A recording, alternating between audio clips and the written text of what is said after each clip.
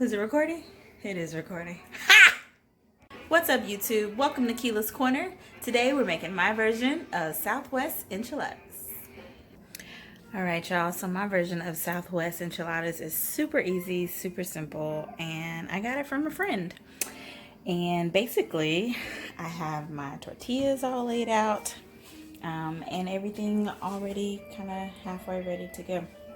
So we're going to start off with a can of refried beans, some cheese that I've already shredded, some taco meat that I've already browned, some rotel or diced tomatoes, and a can of chili, and of course our tortillas.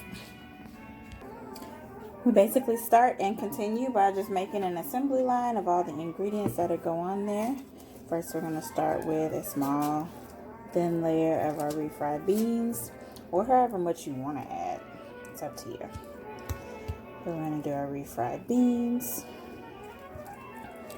I'll tell you, these enchiladas are so easy, so simple, and so delicious. My family actually loves them.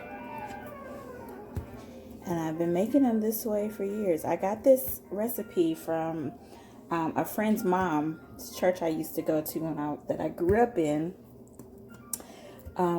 The choir director, the youth director, his mom makes her enchiladas this way. And she made it one day after choir rehearsal. We had a small group, and they were amazing. And she gave me the recipe, and I've been making them that way ever since, with subtle variations depending on how I'm feeling. But it's mainly been the same. And my family loves them. I eat them with tortilla chips. We add, peppers, jalapenos, sour cream. It's just a bunch of deliciousness. So then after the cheese, we go in with our ground beef.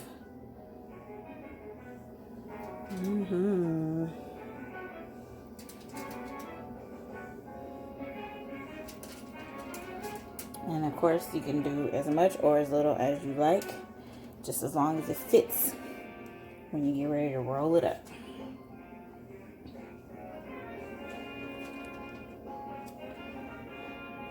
And it looks like I will have more than enough left over to make as many pans as I would like. This is actually going to be a freezer meal for another day. But today I spent a lot of time cooking and prepping and doing all kinds of light prep work for meals and stuff, because when I get off of work, I really just want to chill and relax. Don't most of us? So now I'm adding my diced tomatoes and green chili mixture. And if you don't like tomatoes, you can totally omit any of these ingredients if there's something in here that you don't like. But do know that each level adds a little something to it, and it's amazing. So my husband doesn't even like tomatoes, but he eats these because once they're cooked, the tomatoes literally just melt away and you just get great flavor. Sometimes I'll add jalapenos at this point right in here, but I don't really feel like doing that today, so no jalapenos. And basically, I got my pan ready. I'm going to put a little bit of chili in the bottom. Bottom of my pan. And just smooth that around. You want a nice even layer of chili on the bottom of the pan to lay the enchiladas on, because then they're going to soak up that sauce while it's cooking in the oven. So then we go ahead and we start rolling. And you just want a nice even tuck and roll. And make sure that none of the filling falls out. And we're just going to keep rolling and fill up the whole rest of the pan. And then once we get that all done, we're going to go ahead and cover it with some more cheese and then the rest of the chili. So we're just going to keep rolling until we've got a nice, even, pretty layer of enchiladas in this pan. It's super easy, like I said. And don't worry, if any of your filling falls out, just shove it back in there. It's still good. It's going to be eaten.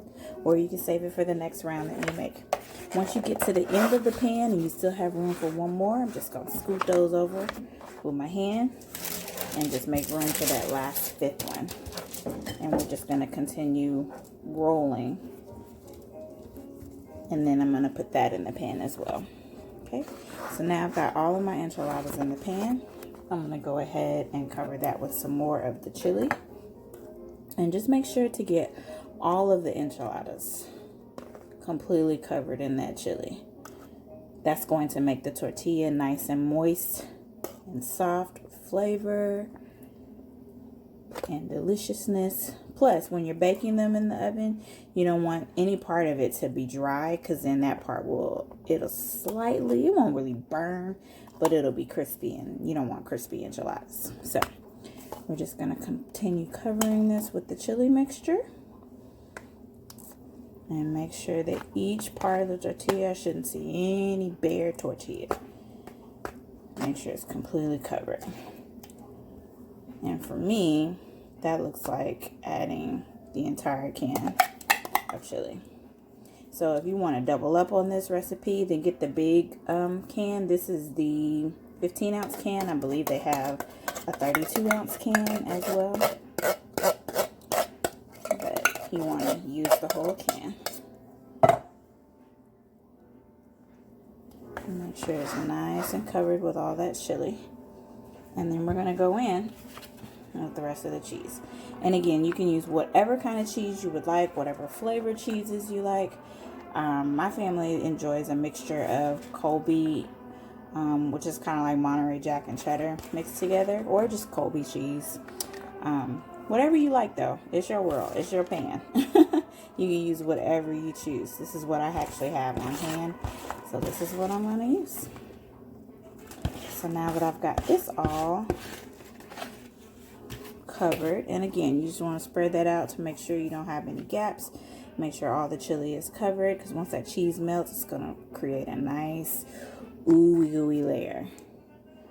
Alright, and then once that's done, you have a whole good layer there. And then don't worry about that, it's my dad opening the refrigerator over there. Y'all hearing some noises in the background.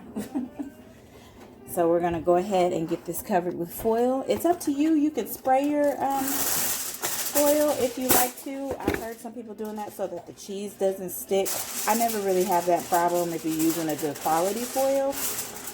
So it's up to you. Again, your recipe, your world. Do what you like to do. And that's it.